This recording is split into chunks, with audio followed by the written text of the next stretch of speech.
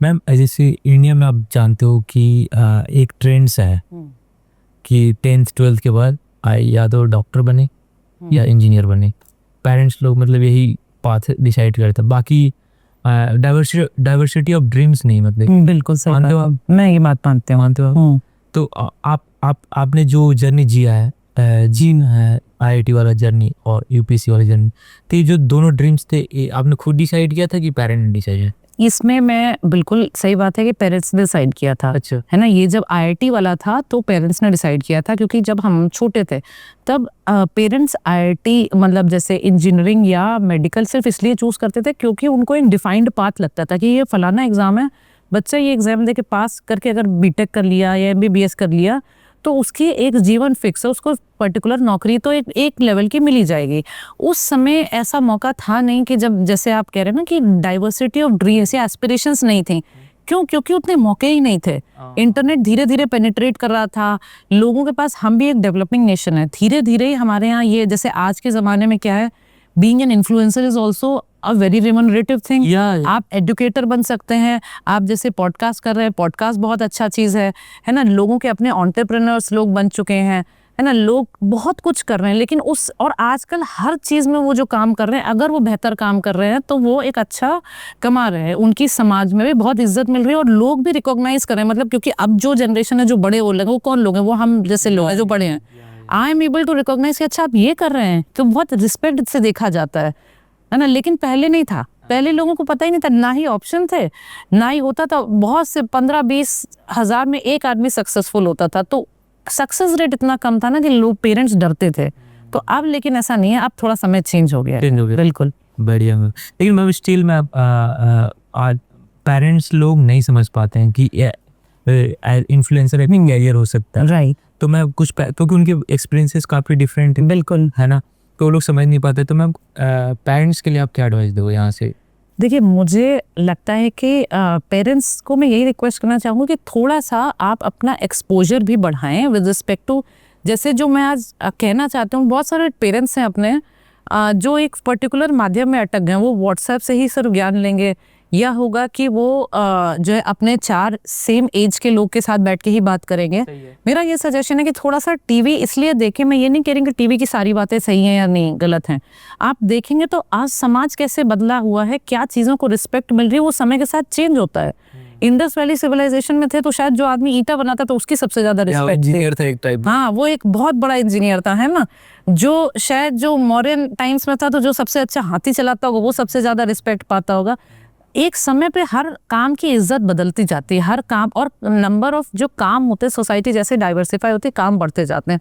तो पेरेंट्स से मेरी यही रिक्वेस्ट है कि एक बार आप थोड़ा सा एक्सपोजर अपना बढ़ाएंगे तो आप रिस्पेक्ट कर पाएंगे अपने बच्चों के चॉइसेस को भी, एट द सेम टाइम समझ पाएंगे कि जो वो करना चाह रहे हैं तो ज़रूरी नहीं है कि वो फेल ही हो जाए, क्योंकि इस बार आज के समय में ऑप्शंस हैं कि वो ये करके भी सक्सेसफुल हो सकते हैं। सक्सेसफुल होने के रास्ते बहुत सारे हो सकते हैं। लेकिन हाँ, ये पेरेंट्स के मैं ये मानती हूँ कि उनके लिए अभी भी सबसे सेफ उनको लगता है कि एक डिग्री कर लो फिर कर लेना जो करना है। लेकिन मैं एक मिडिल क्लास का एक माइंडसेट है इंडिया में करंटली कि वो अपने बच्चों को ज़्यादातर गवर्नमेंट जॉब की तैयारी करवाना चाहते हैं। बिल्कुल गवर्नमेंट जॉब आप देखोगे कि मैं शायद 2022 या 23 का डेटा बताना चाहूँगा, या यूपी में ही 60,000 की वैकेंसी निकली थी कांस्टेबल की वैकेंसी निकली थी, और उस जॉब के लिए लोग पीएचडी वाले अप्लाई कर रहे थे।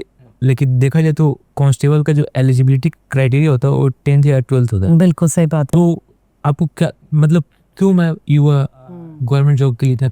मुझे ऐसा लगता है, देखिए इसमें एक तो हमारे पास पॉपुलेशन ज़्यादा है और सीट कम है किसी भी, चाहे गवर्नमेंट जॉब के लिए हो। गवर्नमेंट जॉब में बस ये होता है, सबको, घर वालों को लगता है, सबको लगता है कि एक सेट पैटर्न है, आपको ये 10-12 तरह की किताबें पढ़नी है, आपको ये एग्ज़ाम देना, आप करेंगे तो आपको ये नौकरी लग जाएगी जिसमें आपको जल्दी किसी भी कारण से निकाला नहीं जाएगा, है ना। उनके ज़माने से सोचें तो ये सबसे महत्वपूर्ण बात है। उस समय जब इस बात की चिंता है कि हम प्रेस खरीदें या पंखा खरीदें, एसी की तो बात ही छोड़ दीजिए, है ना। तो वो उस समय के माइंडसेट से देखे तो बहुत इंपॉर्टेंट था, है ना। और फिर ऐसा हुआ कि अब ऐसा नहीं है, लेकिन चीज़ें बदल रही हैं, लेकिन फिर भी तब के स्टेज में वही इंपॉर्टेंट था और लोगों को वही लगता है कि ऐसा ही करना चाहिए, है ना।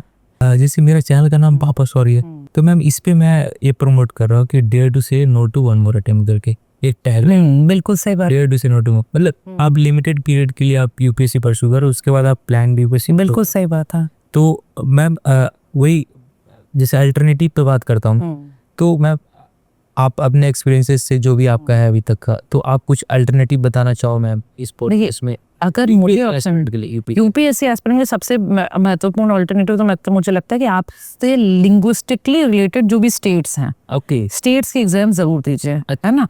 उसमें आप सेलेक्ट होते हैं नहीं होते हैं, लेकिन आप एग्जाम देते हैं, प्रिपेयर करते हैं, प्रीलिम्स मेंस इंटरव्यू किसी भी स्टेज पे सेलेक्ट करते हैं तो उसमें कॉन्फिडेंस भी आता है और पूरा सेलेक्ट हो जाते हैं तो अच्छी खासी जॉब लग जाती है।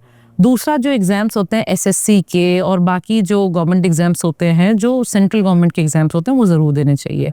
तीसरा ये है जो मुझे लगता है ऑप्शन ये हो सकता है कि आप सिंस अगर आप पढ़ाई के डोमेन में ही हैं, आप पढ़ाई छोड़ना नहीं चाहते लेकिन फिर भी आप कुछ करना चाहते हैं, तो आप एजुकेटर बन जाइए।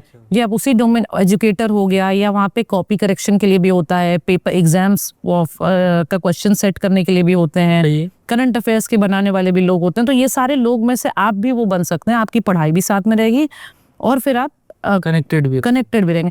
उसके अलावा तो अगर आप इनके अलावा ऑप्शंस ढूंढें तो फिर तो आप प्राइवेट में जाएं, आप अच्छा कोई भी इंटरनेट बेस्ड एक्टिविटी कर सकते हैं, एडुटेक में जा सकते हैं, तो वो सारे ऑप्शंस हैं। तो मैम आपने फ्यू बुक्स जो आपको लाइफ को ज़्यादा इम्पैक्ट किया अदर देन यूपीएससी, मतलब जो टॉप 3 बुक्स आप सजेस्ट करना चाहो? मैं बहुत पढ़ने वाला इंसान हूँ। आप पढ़ते नहीं? मैं पढ़ने में उसके बाद मैं जेन्युइनली बताऊँ, मैं बहुत यूट्यूब पर्सन हूँ। यूट्यूब पर? हाँ, मैं यूट्यूब पे बहुत ज्ञान लेना पसंद करती हूँ। मुझे कोई बस यूट्यूब या पॉडकास्ट में बता दे, मैं सुन लूँ। सच? हाँ, मैं काम करते करते, गार्डनिंग करते करते, कुछ भी करते करते मैं ईयरफोन लगा के सुनना पसंद करती हूँ कि क्या बता रहे हैं। मैं बुक पर्सन नहीं हूँ, ये बुक ऐसे ही रखे हैं बस, क्योंकि मेरे हस्बैंड को शौक है, मेरा शौक इनका शौक नहीं है गाइस। तो मैम हॉबीज पे बात करो मैं कि आपके क्या हॉबीज है? मतलब एक तो मेरी हॉबीज जेन्युइनली ये है कि पॉडकास्ट सुनना या यूट्यूब पे कोई भी स्ट्रगल की स्टोरी सुनना, है ना। ये हॉबी में तो नहीं, लेकिन हाँ मेरा एक कॉन्फिडेंस बिल्डिंग मेजर है, समझ सकते हैं, या सेल्फ को करेक्ट करने का मेजर है। जब आदमी लो फील कर रहा है या कभी ये फील कर रहा है कि कैसे आगे बढ़े या क्या समझे, तो औरों की जो स्टोरीज होती हैं उनसे सीखने का मौका मिलता है। दूसरा अगर एकदम स्पेसिफिकली हॉबी तो मेरी गार्डनिंग है या क्लीनिंग है। गार्डनिंग? हाँ, क्लीनिंग? हाँ, क्लीनिंग। मुझे सफाई करने का बहुत शौक है, सफाई करवाने, है ना। तो ये स्वच्छ घर अभियान में लगे रहते हैं, स्वच्छ ऑफिस अभियान में रहते हैं। आपका घर काफी बढ़िया। तो मैं ये साफ करने की हैबिट है मेरी। मेरे ऑफिस भी आप कभी भी देखें तो ऑफिस में आपको एक डस्ट का पार्टिकल या पॉलिथीन और ये सब तो छोड़ ही दीजिए, डस्ट भी नहीं मिलेगी आपको कहीं। वो भी वन विभाग का ऑफिस जो कि जंगल में ही होगा, उसमें भी आपको नहीं मिलेगा। सही है। गाइस अभी हम लोग पावर स्टोरी पे रैपिड फायर राउंड करने वाले आरुषि मैम के साथ। तो मैम रैपिड फायर राउंड का फॉर्मेट बहुत सिंपल है मैम, आप आंसर क्योंकि देना है और रीजंस आप एक्सटेंड कर सकते हो क्वेश्चन के आंसर्स का। तो मेरा फर्स्ट क्वेश्चन ये रहेगा रैपिड फायर में कि ओआरएम में आप फर्स्ट टाइम कब गए थे? 2014 में गए। तो मैम फर्स्ट मेल पर्सन जिससे आपने इंटरेक्ट किया था ओआरएम में कोई? मेरे ब्रोकर होंगे। ब्रोकर होंगे जब ब्रोकर या रिक्शा वाले भैया मुझे। हाँ, इसके अलावा तो कोई नहीं।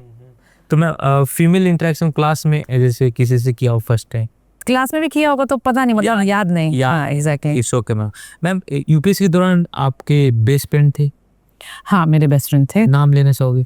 मेरे बेस्ट फ्रेंड 4-5 बच्चे थे। एक जैसे नीतू थी, है ना, एक प्रातिब करके लड़का था, वो था, मेरे हस्बैंड थे ऑलरेडी, ठीक है। तो ये लोग थे, अच्छे दोस्त थे। अच्छे दोस्त हैं। तो मैम यूपीएससी के दौरान फ्रेंडशिप का कितना इम्पोर्टेंस है? मतलब कि ये फ्रेंडशिप आपको मेंटली सेन, फ्रेंडशिप 2 तरह से हो सकती है। आपको मेंटली सेन रखने के लिए, ठीक है, पागल ना हो जाएं आप, उसके लिए आपको दोस्त जरूरी कि आप उनसे बात कर सकें। 2 तरीके के हैं, जो एक आपको वो सर्कल भी चाहिए 4-5 लोग जो आपके इस सेम प्रिपरेशन नहीं कर रहे हैं, जो कि जॉब कर रहे हैं, जिनसे आप बात करते हैं तो आपको दूसरी दुनिया का भी थोड़ा पता चलता रहता है ना। और कुछ लोग ऐसे भी चाहिए जो इस सर्विस में तैयारी करें, जिससे आपको थोड़ा पता चलता रहता है कि अच्छा तैयारी कैसे करनी है, क्या करनी है, वो क्या कर रहे हैं, हम क्या कर रहे हैं, तो इसलिए जरूरी होता है। तो ma'am which stage is difficult in UPSC, prelims, mains और इंटरव्यू आपके हिसाब से? अब मैं मेंस में बहुत ज्यादा फेल हुई, तो मुझे तो मेंस लगता है। मेंस लगता है आपको? इंटरव्यू में अच्छा रहा, प्रीलिम्स भी एक बार के बाद सही हो गया। तो मैम मेंस के लिए आप कितने मॉक लिखते थे? मेंस के लिए मैंने मॉक जब देना शुरू किया था तो पहले तो जैसे 10-20 लिख दिए होंगे। फिर एक पॉइंट आया जब मुझे लगा सिर्फ मॉक्स ही देना इंपॉर्टेंट है, लिखना मतलब पेपर टेस्ट पेपर से, तो मैं 60-70 लिख डाले।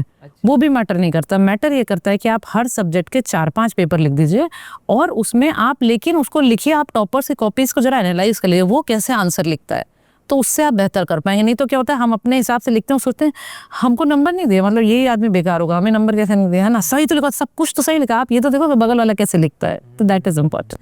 तो मैम यूपीएससी में ma'am optimum number of attempt कितने देने चाहिए फुल फ्लैग? मेरा मानना है 3। 3 देना। हाँ, 3 से ऊपर आपको बैकअप जरूर देखना चाहिए और आप सेकेंड अटेम्प्ट ऑनवर्ड से बैकअप रखिए। अनलेस एंड अनटिल आप बहुत स्मार्ट हैं, आपको लगता है कि नहीं मैं प्लान बी रखूंगा ही नहीं। कुछ लोग होते हैं कि there is no plan B. आपका था?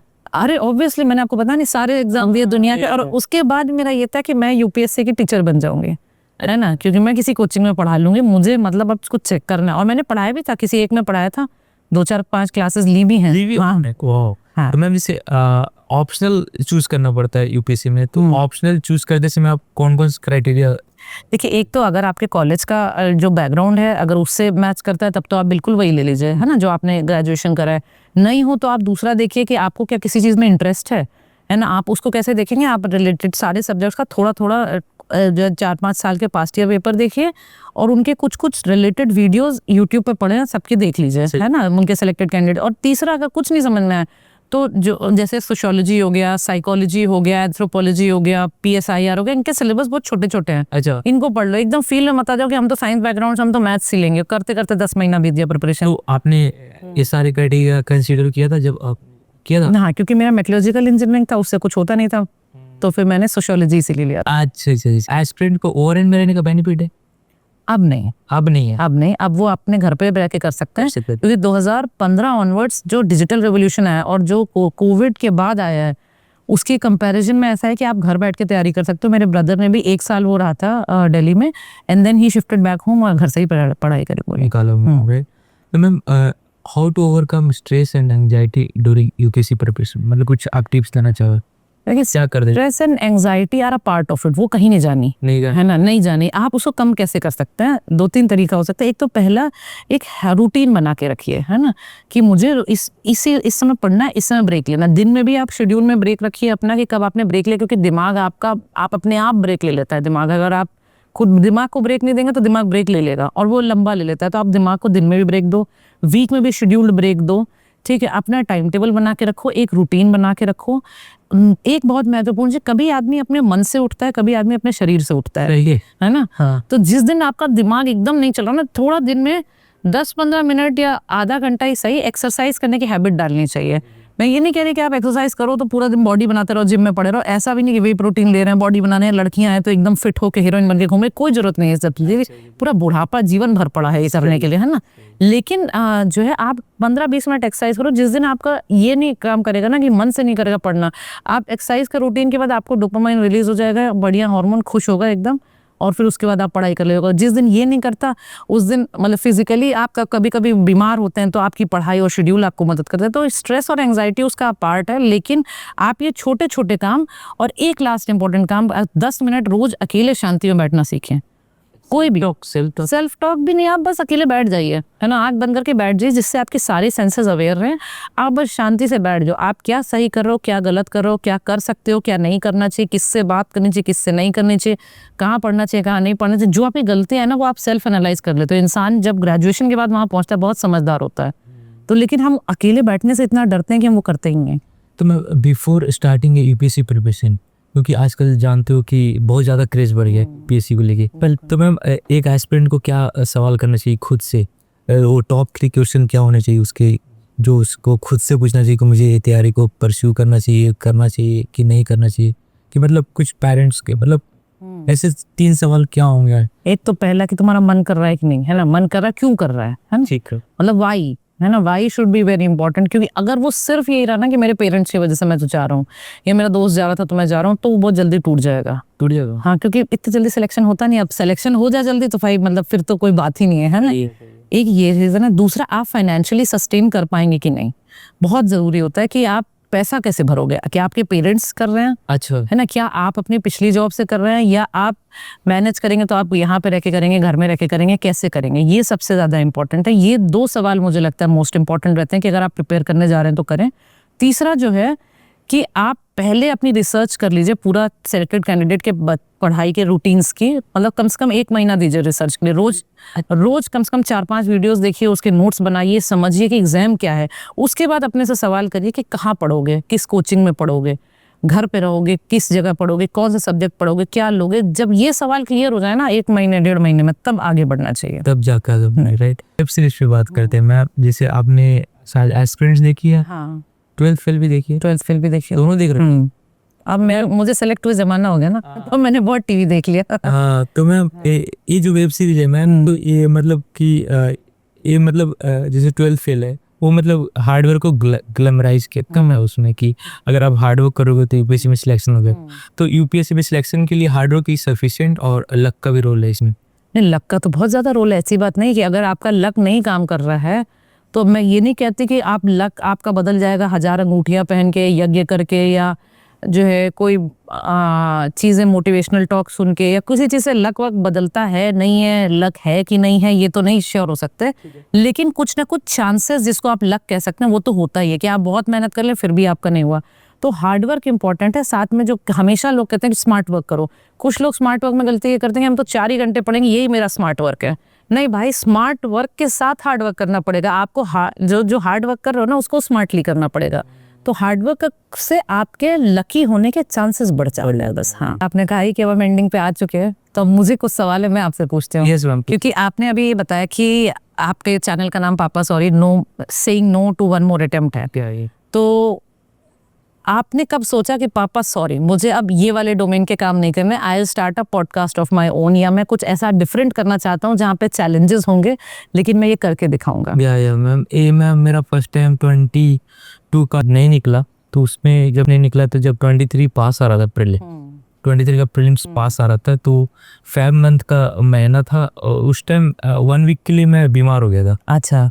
तो मैं सोचता था, ऐसी बेड पे पड़ा हुआ था और मैं सोच रहा था कि यार मतलब I was feeling so low, I don't want to continue this journey UPSC वाला। हाँ बिल्कुल। और मैं कुछ अलग करना चाह रहा था। अच्छा। तो अब मैं ये चीज़ को पेरेंट्स के साथ शेयर नहीं कर पा रहा था कि मैं अब नहीं करना चाहता यूपीएससी। सही बात है, बहुत डिफिकल्ट होता है बताना। हाँ, तो मैं बता नहीं पा रहा था। मेरे जो चैनल है वो पेरेंट्स को 6 महीने के बाद पता लगा।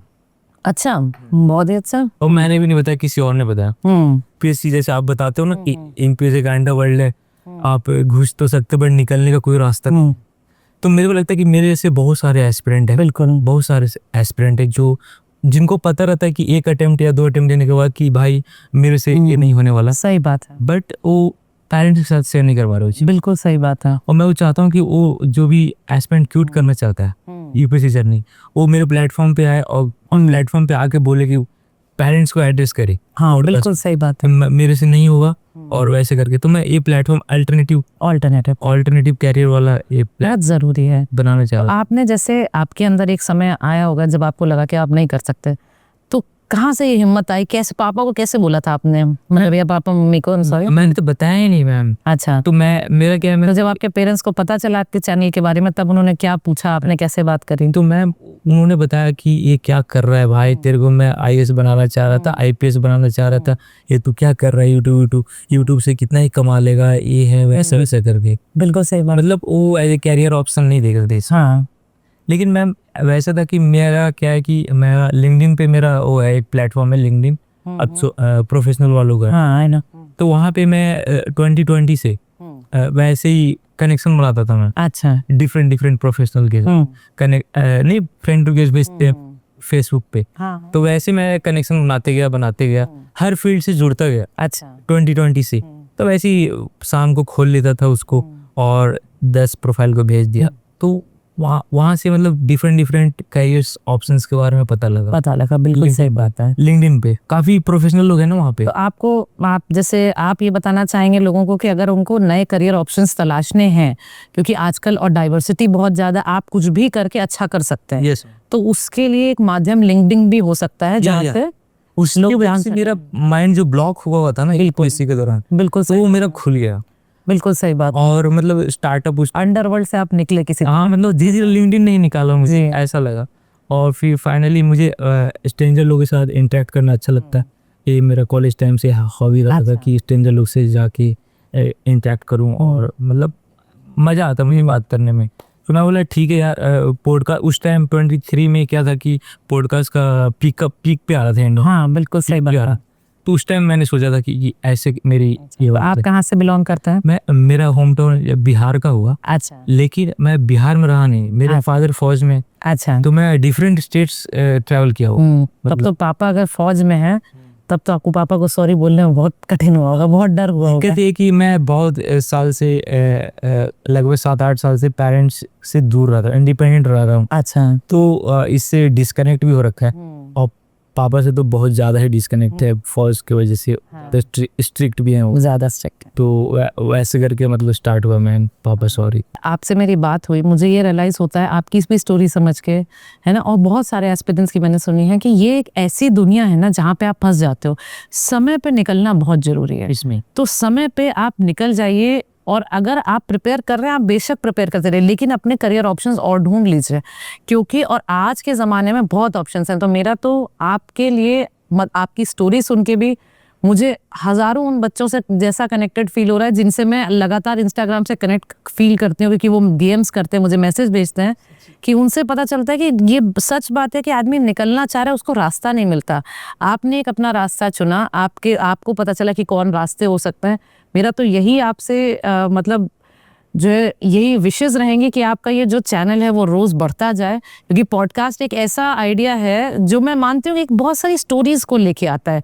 और ये हमारे यूथ को ना इन कहानियों की ज़रूरत है, इन ऐसी कहानियों की जहाँ पता चले कि अच्छा हम मेहनत करके हार भी सकते हैं, और हार के ज़रूरी नहीं है उसी दलदल में वापस फंसना, हार के कुछ नया भी कर सकते हैं और हो सकता है हम उसमें जीत जाएँ। ज़रूरी नहीं है कि हर मछली को आप कह दें कि पेड़ चढ़ जाओ, है ना। ये जो हमारा एक आइडिया था उसको चेंज करने की ज़रूरत है, और आपके जैसे प्लेटफॉर्म्स जो हैं वो ऐसे मौके लाते हैं। तो I wish you all the best और बहुत अच्छा करिए मैम, और आगे बढ़ते जाएगा। मैम बहुत अच्छा मैम, आपने जो अभी बोला मैम मुझे बहुत अच्छा लगा आपसे। और मैम यहाँ पे आया भी और मुझे मिल के आपसे पहली बार मिल रहा हूँ मैं। आपकी मैंने वीडियो देखी थी जोश टॉक पे, जी जी जब फर्स्ट टाइम मैंने आपको देखा था, आपके बारे में जाना था, जोश टॉक के वीडियो से जाना था। जी जी। तो वहाँ पे मैम आप बहुत कुछ बोल रहे थे कि अंडरवर्ल्ड दिस काइंड मिर्जापुर, मुझे वो लगा मतलब काफ़ी सही लगा था वो आपकी स्टोरी। तो मैम आपसे पर्सनली मिलके काफ़ी अच्छा लगा। Thank you sir, thank you so much. हो गया, थैंक यू। हो गया, चलिए। ओके गाइस, तो ये गाइस पॉडकास्ट ख़त्म हो चुका है और ये पॉडकास्ट में मुझे तो काफ़ी मज़ा आया मैम से बात करके। मैम आप अपना पर्सनल एक्सपीरियंस बता दो, कैसा लगा आपको? देखिए मुझे तो बहुत अच्छा लगा, उसके दो कारण हैं। एक पहला कि बहुत फ्रैंक पॉडकास्ट हुआ है जिसमें दिल से जो बातें हुई हैं वो करी गई हैं। ऐसी बातें भी हुई हैं कि अगर बच्चों को पढ़ना है तो कैसे पढ़ना है, और अगर एक समय पे उनको क्विट करना है तो कैसे करना है। अगर आप अपनी तरह की ज़िंदगी नहीं जी पा रहे तो आप सक्सेसफुल नहीं है। हमें सोसाइटी जो है वो डाल देती है इस ढर्रे पे कि आप क्या अचीव करेंगे, आप क्या बनेंगे, और आप उसी रट के अंदर हमेशा उसी दौड़ में लगे रहते हैं और आप अचीव करते जाते हैं, एक्यूमुलेट करते जाते हैं, and then finally you realise कि यू आर नॉट सक्सेसफुल। लोगों के लिए आपको परसेप्शन है कि आप सक्सेसफुल हैं, बट आप अगर अपनी तरह की ज़िंदगी नहीं जी पा रहे हैं तो आप सक्सेसफुल नहीं हैं।